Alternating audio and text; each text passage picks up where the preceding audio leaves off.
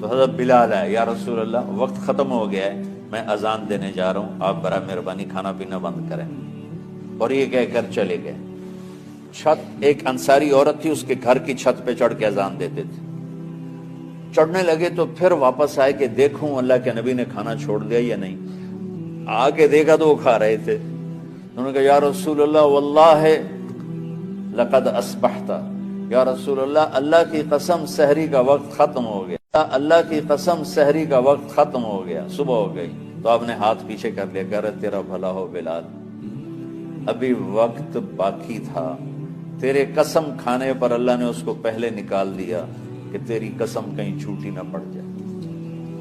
تو حضرت علی نے فرمایا کہ اگر بلال قسم نہ کھاتے تو جب تک میرے نبی کھاتے رہتے صبح صادق نہیں ہونی تھی۔ تو بالکل آخری وقت میں آپ کھاتے تھے۔